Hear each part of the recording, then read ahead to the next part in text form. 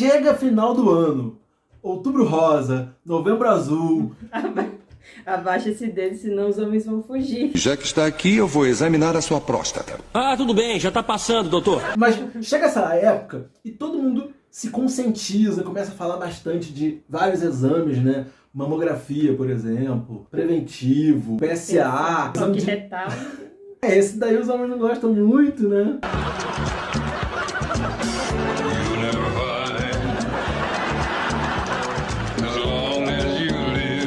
Mas será que essas são realmente as verdadeiras formas de prevenção de câncer? Na verdade, muitas vezes a gente confunde diagnóstico precoce com a prevenção em si. Fica aqui nesse vídeo que a gente vai falar o que realmente vai ajudar na prevenção dessa doença.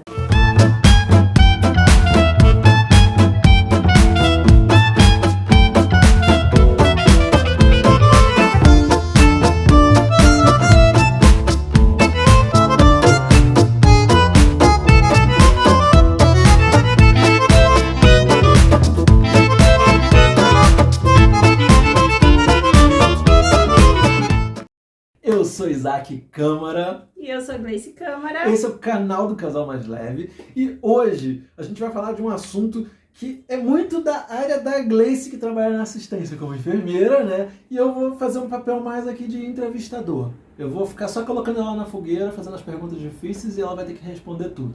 Aproveita e já se inscreve, ativa o sininho aí de notificações e passa esse vídeo pra todo mundo e curte. Para começar, seria interessante a gente falar um pouquinho, né? Porque em outubro se fala muito de câncer de mama e colo uterino. E em novembro se fala muito de câncer de próstata, né? Eu imagino que porque são os maiores índices de câncer nas mulheres e nos homens. Quantos por cento, você sabe? Em 2018, né, que foi a última estatística que eu tô lembrada, tava mais ou menos em 30%. 30% das mulheres que têm câncer sendo de mama. Sendo de mama. Se fala muito em câncer de mama e câncer de colo uterino. O primeiro é o câncer de mama. O terceiro é o câncer de colo uterino. Mas tem um câncer no meio, que é o segundo lugar de incidência. E você sabe qual é esse? Eu sei. É o mesmo que acomete os homens também, não é? O mesmo que acomete É os o homens. câncer de colo retal. Exatamente. No caso dos homens, o primeiro é o de próstata e o terceiro é o cólon retal. Mas nas mulheres é o segundo tipo de câncer, né, que tem mais incidência. Gente, isso é muito sério. A gente tá falando sempre ali no outubro rosa dos outros dois. E por que tá em segundo lugar não é falado quase? É verdade. Hoje, para alcançar todos os públicos, homens e mulheres, a gente vai falar sobre os 3 tipos de câncer. Câncer de mama, cólon retal e câncer de colo uterino. Quando a gente busca prevenir esses tipos de câncer, a nossa mudança de hábitos, mudança do estilo de vida, ela vai influenciar em todos os outros tipos de cânceres e em doenças cardiovasculares, né? Na verdade, o estilo de vida, ele é um coringa. Serve né? pra tudo. O estilo de vida serve pra salvar vidas. Acho que todo mundo sabe o que é um câncer, mas às vezes não sabe tão profundamente, né? O que é um câncer de colo retal, por exemplo? Vou falar de uma forma mais simplificada como é que surge o câncer. As nossas células, elas sofrem mitose, né? Elas vão se dividindo, vai formando os tecidos, forma a nossa pele, forma nossos órgãos, né? A nossa pele, ela vai se renovando, né? Todo o nosso corpo, ele vai se renovando, essas células vão morrendo e nascendo células novas, pelo um processo normal fisiológico do nosso corpo. Quando a célula ela é cancerígena, é como se a célula tivesse alterada. As mulheres que costumam fazer os preventivos, né? Quando pega ali o resultado de preventivo, sempre tem assim, quando tem alguma alteração, tá assim, células atípicas, ou seja, não é uma célula normal. Muitas vezes, dependendo da lesão, tem que fazer uma biópsia para saber se é uma célula cancerígena. Geralmente se inicia tudo com uma célula que tá loucona lá. E essa célula loucona, ela começa a se multiplicar muito mais rápido do que a outra célula. Vai se multiplicando, multiplicando, até formar um tumor.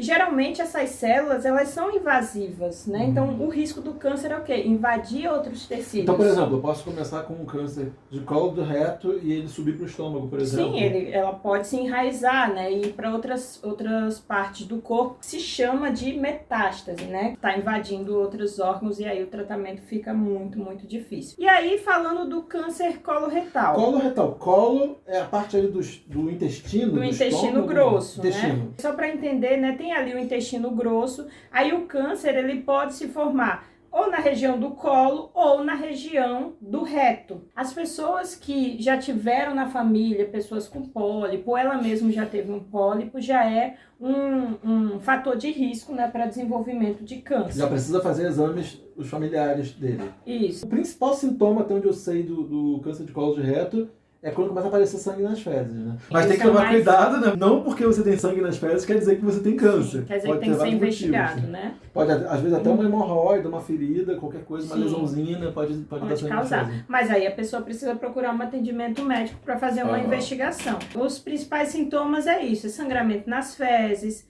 dor ou cólica na barriga, né? A pessoa sente muita dor. Mas por muito tempo, alteração né? no ritmo intestinal, a pessoa ia no banheiro todos os dias, ou ia 2 vezes ao dia, ou ia dia sim, dia não. Aí de repente fica muitos dias sem defecar, a consistência das fezes muda, né? Aliás, uma ótima forma de você verificar como é que tá a sua saúde é ver a consistência das fezes, né? Geralmente, né, as fezes que são saudáveis são aquelas parecidas com uma banana, né? Lisinha, bonitinha, marronzinha, né? Se for aquelas bolotinhas ou se for muito esmiuçado, né? Isso, já Legal. tem algumas alterações. Dá para fazer um vídeo inteiro falando de cocô, né? Porque o cocô é como se fosse um espelho. A gente olha ali e vê como é que tá a nossa saúde pelo que o cocô apresenta pra gente. Isso ficou estranho. É muito estranho. Comente aí embaixo se você quer um vídeo sobre cocô.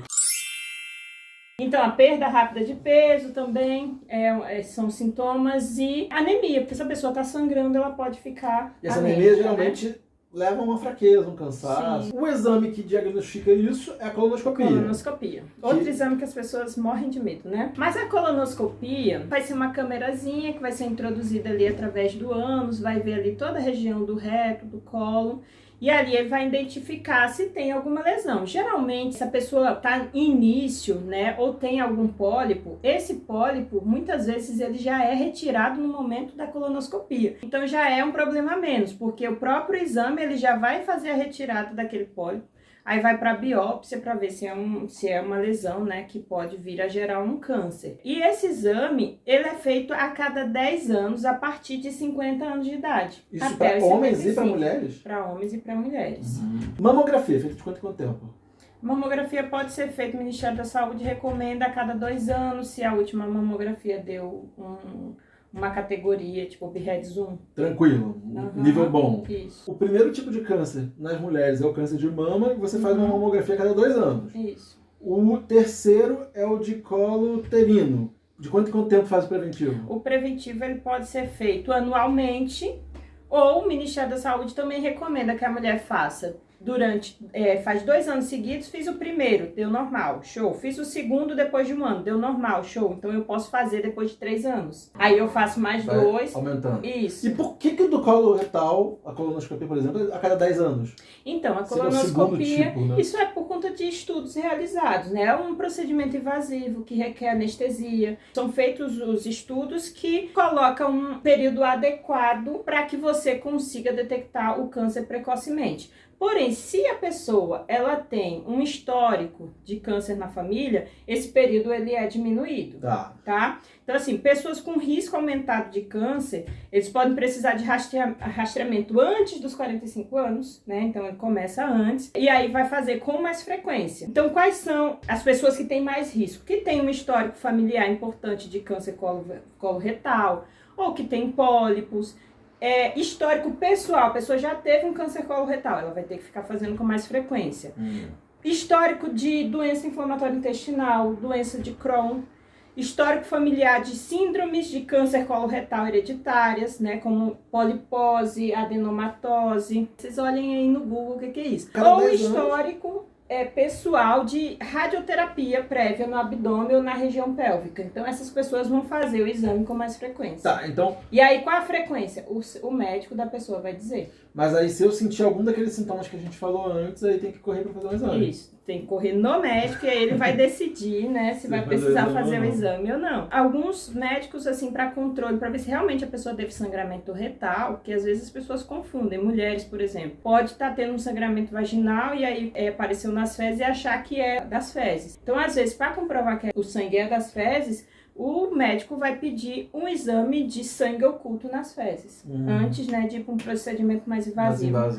como o colo retal. Então, tem uma diferença ali também, a colonoscopia e a retossigmoidoscopia, né? Isso. A colonoscopia pega toda a parte lá desde o Isso. colo e a retossigmoidoscopia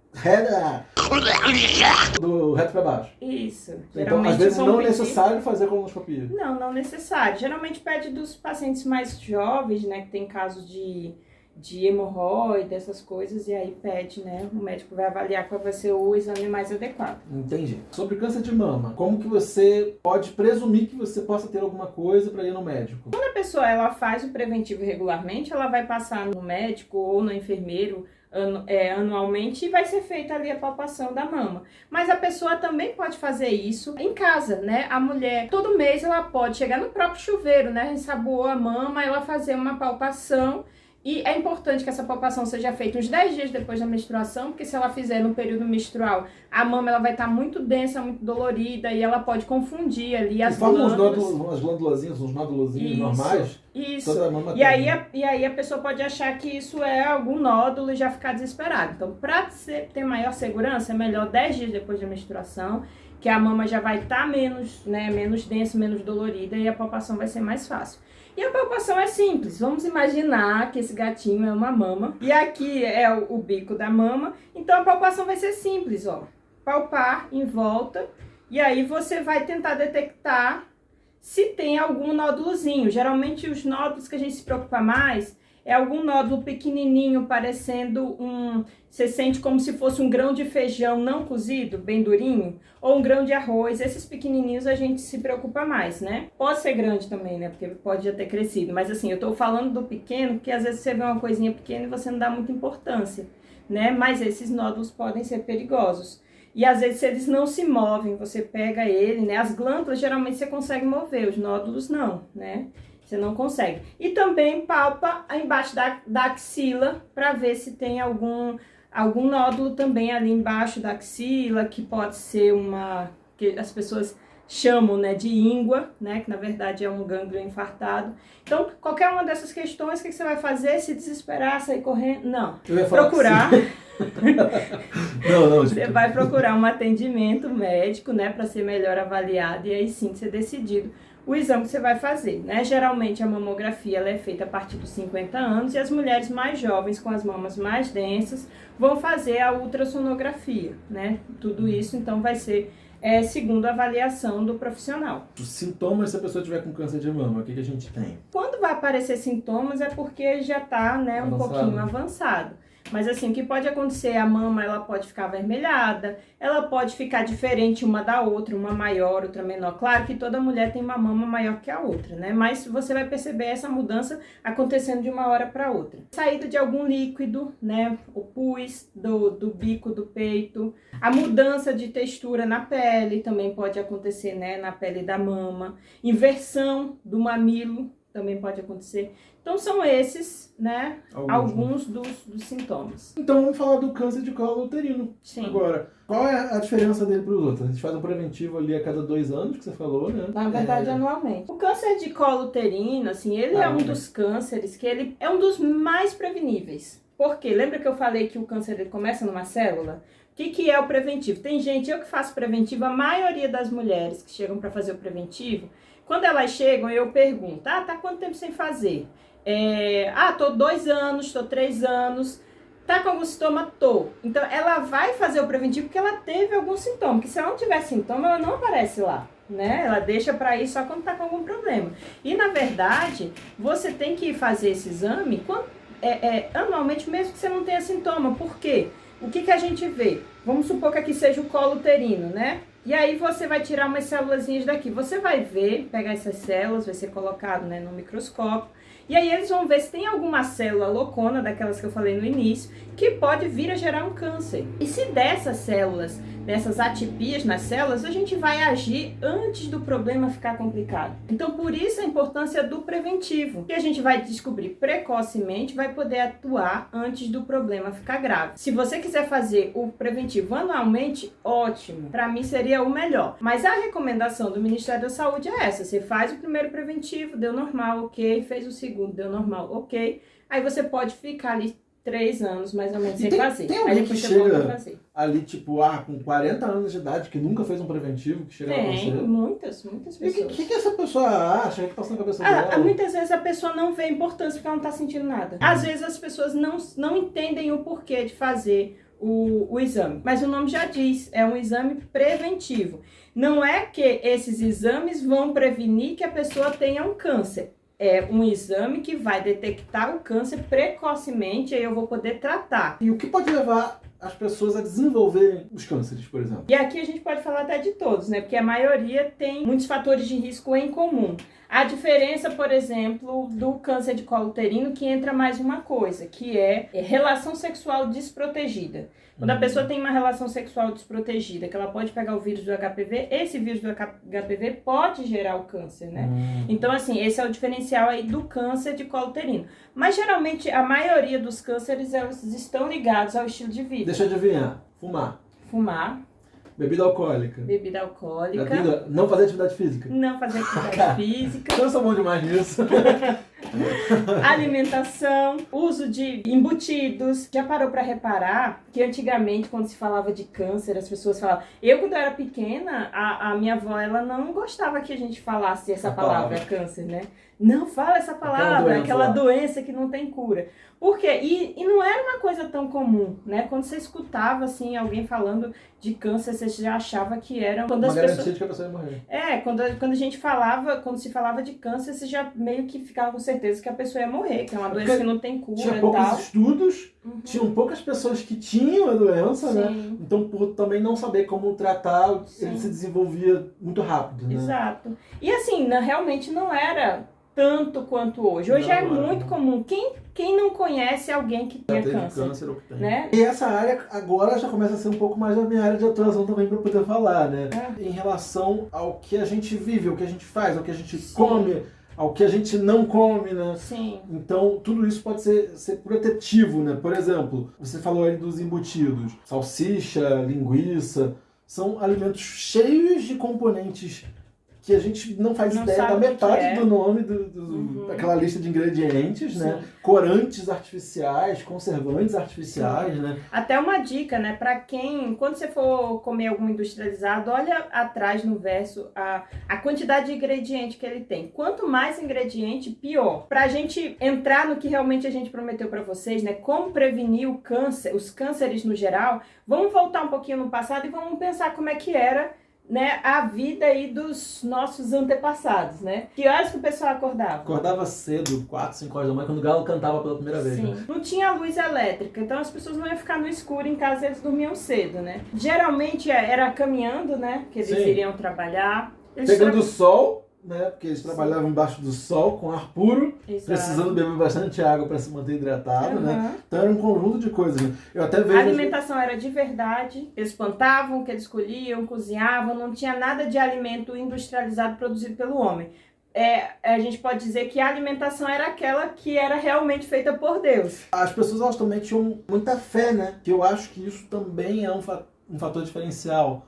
As pessoas eram muito ligadas às crenças delas, né? Isso fazia com que elas se relacionassem melhor com as outras pessoas, viviam muito em comunidade. Sim. E a casa dos parentes era sempre muito cheia. O pessoal tinha muito filho era também, né? Era contato mais ao vivo, né? Não é como hoje que o contato maior é pelas redes sociais. Isso está fazendo com que as pessoas fiquem mais solitárias, tenham mais depressão, tenham mais problemas psicológicos. E o psicológico, ele vai afetar diretamente também ao nosso corpo. Sim, sim. Né? Então, assim, aí a gente chega no ponto de que fatores que vão nos proteger é a gente simplificar e voltar a um estilo de vida mais saudável, né? Um estilo de vida mais puro, mais simples, menos complicado, essencialista, né? Então, assim, é mudar realmente o estilo de vida. E a ciência comprova isso. A gente já cansou de falar, né, no nosso Instagram, de cidades, localidades, né, como as Blue Zones, que são as zonas azuis, que eles vivem um estilo de vida mais saudável, assim, que a gente pode dizer, da terra, porque Sim. comparando com todo mundo, são as zonas mais saudáveis e mais longevas, ou seja, que pessoas vivem por muitos e muitos anos e com qualidade de vida. Esse é o diferencial, com qualidade. tem índices de demências baixíssimos, diminuição do índice de doenças cardiovasculares, diminuição de cânceres. Tudo isso por conta de um estilo de vida saudável. Então, assim, a ciência aí já acaba provando, né? Porque temos na Terra amostras ali, né? Pequenas amostras de locais que são extremamente saudáveis. E aqui também, ó, até separei que em 2022, o INCA, ele é o Instituto Nacional de Câncer, né? Faz muitas pesquisas relacionadas ao câncer. E ele lançou um documento falando sobre o estilo de vida saudável contra o câncer. E uma coisa bem interessante aqui, né, é que ele fala sobre a atividade física. Vou até dar para o Isaac ler. O aumento da prática de atividades físicas pode gerar uma economia de até 20 milhões com o tratamento do câncer em 2040. Para isso, cerca de 1/3 da população brasileira precisa realizar ao menos 150 minutos de exercício físico por semana até 2030. 150 minutos são 30 minutos durante 5 dias. Pega os dias úteis, caminha meia hora por dia, isso. Exercício físico. Mas isso para começar, tá, gente? Para sair do sedentarismo, né? Isso pode melhorar um pouquinho mais, passar por 1 hora. À medida que você for pegando gosto pela atividade física, você mesmo vai sentindo necessidade de se exercitar até por maior quantidade de tempo. A gente vê aqui até os órgãos, né, que estudam a doença em si, também promovendo o estilo de vida saudável. Detalhe, a gente está falando aqui de um fator que o INCA se pronunciou, que foi a atividade física. Sim. Se a gente soma o consumo correto de água, se a gente soma eu não ficar andando de carro e elevador somente, caminhar na rua, pegar sol, tomar puro, se eu somar a questão da fé, se eu somar todos esses aspectos assim, principais, primordiais da vida, e ainda a alimentação saudável, diminuir os alimentos ou tirar os alimentos ultraprocessados e comer comida de verdade, a gente pode potencializar ainda mais isso daí, essa economia ser ainda maior e a gente, de repente, até reverter esses quadros de pessoas com doenças, precisando se manter com a vida toda e sem uma qualidade de vida adequada, né? Sim. O câncer, ele também tem questões genéticas, né? Tem múltiplos fatores envolvidos, mas a gente sabe que o estilo de vida, ele vai ser capaz de ajudar na prevenção de pelo menos 30% dos casos de todos os cânceres. A cada 100 pessoas que poderiam ter câncer, você tira ali 30 que não vão ter devido a um estilo de vida saudável. É muita coisa, gente. É 1/3 de chances que você diminui de ter o câncer. O nosso próximo vídeo, ele vai falar sobre 9 passos práticos para você prevenir todos os tipos de cânceres. Então você não pode perder.